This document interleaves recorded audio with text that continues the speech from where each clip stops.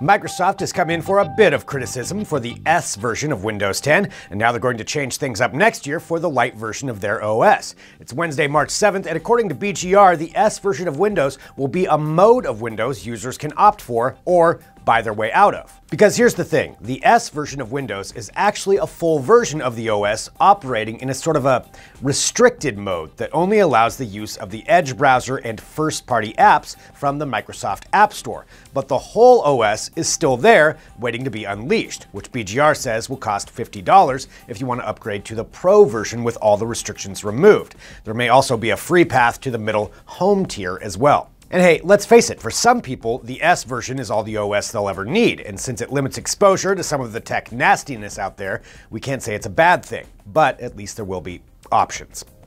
Ever been traveling and seen something cool and wondered what it was or what the story is behind it? Well, if there's no roadside placard explaining things, just whip out your Android phone and fire up Google Photos, which now incorporates Google Lens, the search giant's now widely available AI-powered helper that can identify things you point your phone's camera at. It can also translate text such as road signs and those all-important foreign food menus.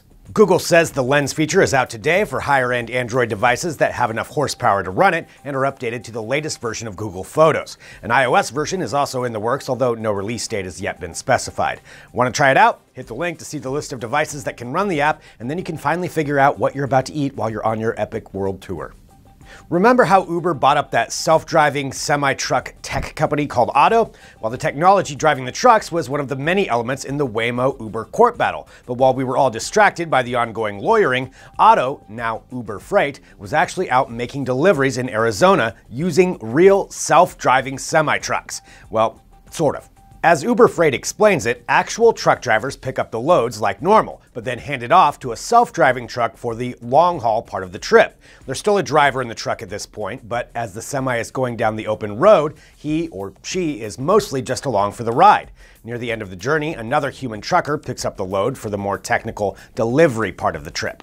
Uber says this handoff system will eventually be common and will retain the need for truck drivers while improving efficiency, safety, and speeding up shipments because robot drivers don't need to sleep. They've also shrunk the tech needed to drive the truck down to a smaller package as well. This system kind of makes good sense, actually. It lessens the stress on long-haul drivers and would seem to increase safety.